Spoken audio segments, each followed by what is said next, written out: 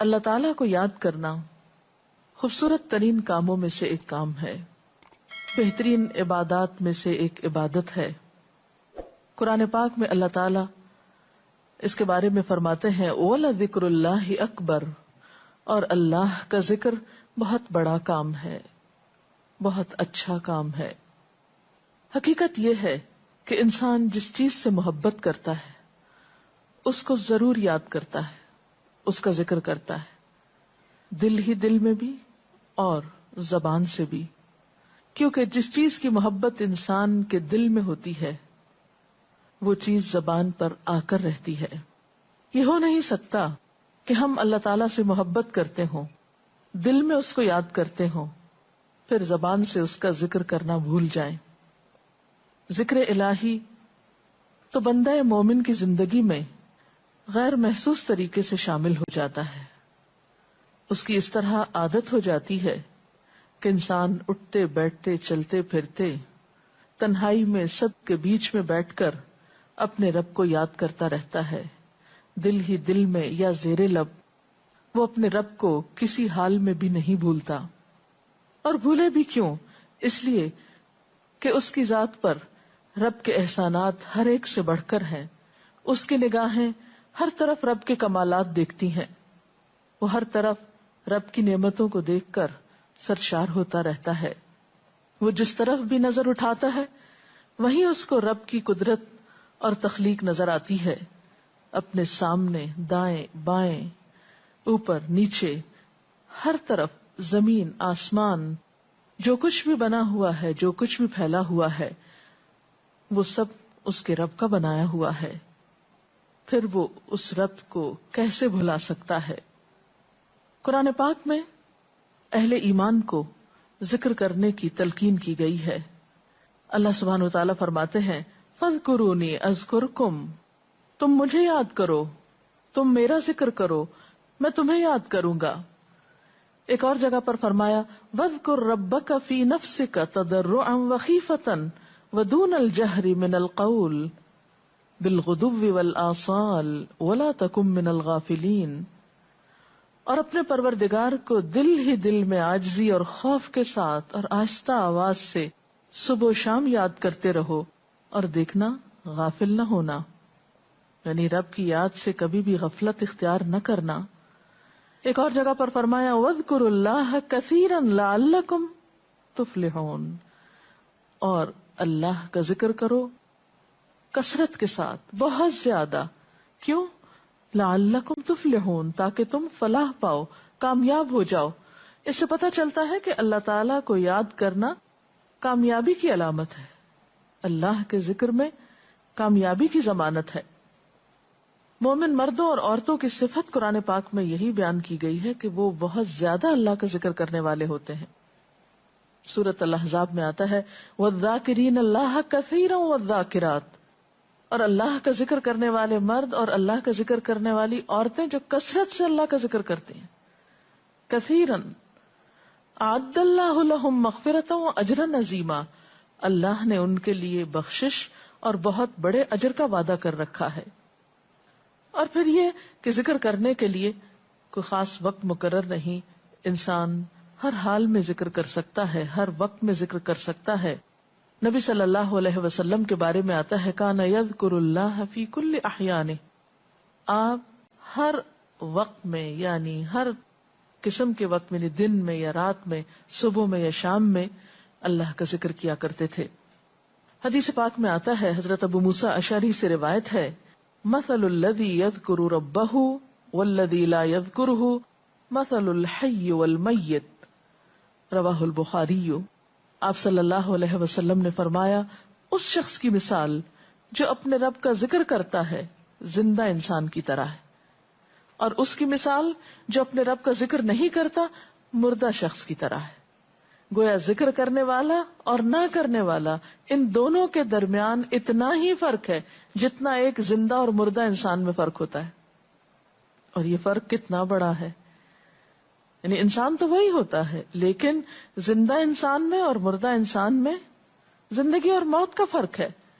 بالکل اسی طرح جو شخص اپنے رب کو یاد کرتا ہے، اس کا ذکر کرتا ہے، اس کے اندر ایک زندگی ہے، اس کے اندر ایک خاص خوشی ہوتی ہے، اطمینان ہوتا ہے. اور وہ جو نہیں کرتا اس کا دل مردہ ہوتا ہے، اس کے اندر زندگی کی کوئی امنگ نہیں ہوتی. ایک اور حدیث میں آتا ہے، نبی صلی اللہ علیہ وسلم نے فرمایا، اللہ تعالیٰ فرماتا ہے میں اپنے بندے کے خیال کے مطابق ہوتا ہوں یا خیال کے ساتھ ہوتا ہوں. جو خیال وہ میرے بارے میں رکھتا ہے میں اسی کے مطابق اس کے ساتھ معاملہ کرتا ہوں، اور میں اس کے ساتھ ہوتا ہوں جب وہ مجھے یاد کرتا ہے. گویا ذکر کرنے والے اللہ کی مدد کے مستحق ہوتے ہیں، یعنی اللہ ایسے بندوں کے ساتھ ہوتا ہے جو ذکر کرتے رہتے ہیں.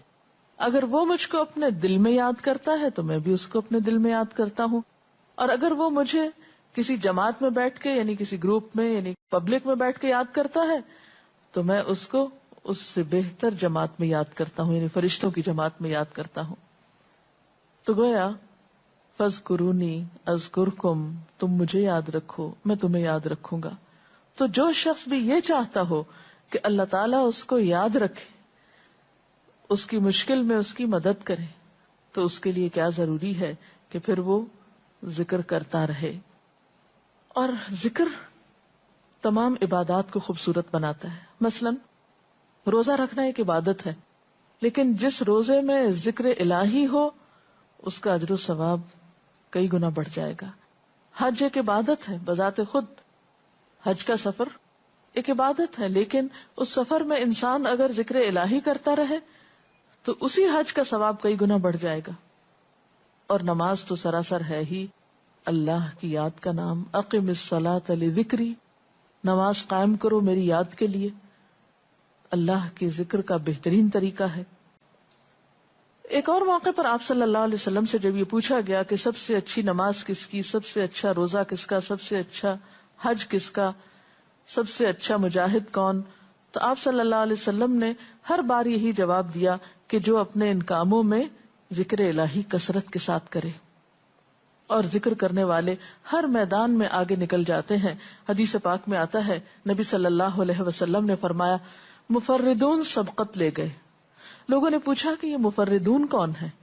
فرمایا وہ مرد جو کثرت کے ساتھ اللہ کا ذکر کرتے ہیں اور وہ عورتیں جو کثرت کے ساتھ اللہ کو یاد کرتی ہیں. اور یہاں آپ نوٹ کر رہے ہیں خاص طور پر مردوں کے ساتھ ساتھ عورتوں کا ذکر بھی ملتا ہے. حضرت عبداللہ بن بصر فرماتے ہیں کہ ایک شخص نے عرض کیا یا رسول اللہ صلی اللہ علیہ وسلم، بے شک اسلام کے احکام مجھ پر بہت ہیں، یعنی ذمہ داریاں بہت ہیں، کرنے کے کام بہت ہیں.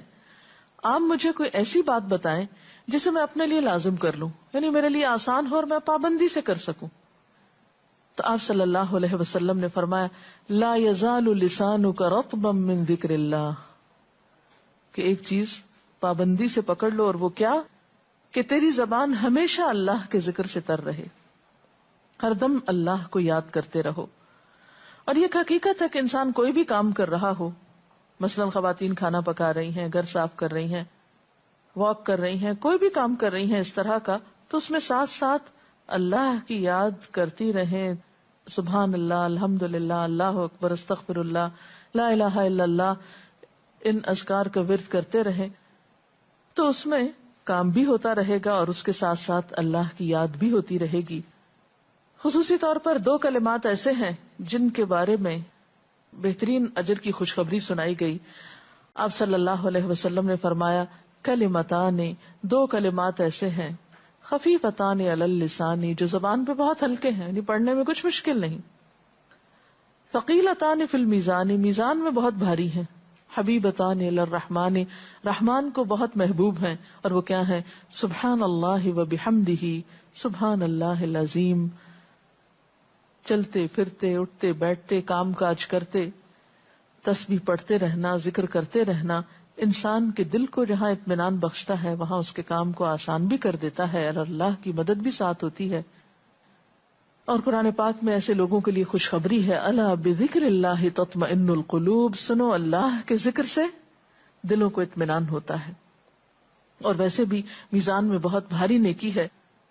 ایک حدیث میں آتا ہے کہ رسول اللہ صلی اللہ علیہ وسلم نے لوگوں سے پوچھا کیا میں تمہیں نہ بتاؤں کہ تمہارے اعمال میں سب سے اچھا عمل، سب سے پاکیزہ اور تمہارے درجات کو سب سے زیادہ بڑھانے والا، اور جو تمہارے لیے سونے چاندی کے خرچ کرنے سے زیادہ بہتر ہو، اور اس سے بھی بہتر ہو کہ تم اپنے دشمنوں سے ملو، ان کی گردنیں تم مارو اور وہ تمہاری گردنیں مارے، تو کیا ایسا عمل نہ تمہیں بتاؤں؟ صحابہ نے عرض کیا، ضرور یا رسول اللہ صلی اللہ علیہ وسلم، ہمیں ایسا عمل بتائیے۔ تو آپ نے فرمایا وہ اللہ کا ذکر ہے، یعنی تمام اعمال میں وہ سبقت لے جاتا ہے۔ اسی طرح ایک اور حدیث میں ہے، رسول اللہ صلی اللہ علیہ وسلم نے فرمایا کہ جب بھی کچھ لوگ بیٹھتے ہیں اور وہ اللہ کا ذکر کرتے ہیں، کسی مجلس میں اکٹھے ہو کر بیٹھتے ہیں، تو اللہ کی رحمت ان کو ڈھانپ لیتی ہے، ان پر سکینت نازل ہوتی ہے، اللہ تعالیٰ ان کا اپنے ہاں ذکر کرتے ہیں۔ گویا اکیلے بھی ذکر کیا جا سکتا ہے اور کسی مجلس میں اکٹھے بیٹھ کر بھی۔ پھر اسی طرح صبح و شام بھی، جیسا کہ قرآن پاک میں آتا ہے، وَسَبِّحْ بِحَمْدِ رَبِّكَ قَبْلَ طُلُوعِ الشَّمْسِ وَقَبْلَ غُرُوبِهَا، اپنے رب کی تسبیح بیان کرو سورج نکلنے سے پہلے اور اس کے غروب ہونے سے پہلے۔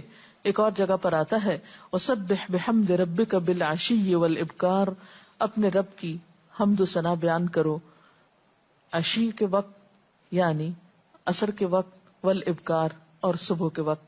عشی کا لفظ جو ہے یہ زوال شمس سے غروب شمس کے درمیانی وقت کو کہتے ہیں۔ پھر اسی طرح انبیاء علیہ السلام کے بارے میں ہم دیکھتے ہیں، حضرت داؤد علیہ السلام بہت خوبصورت آواز سے، بہت خوبصورت انداز میں اللہ تعالیٰ کا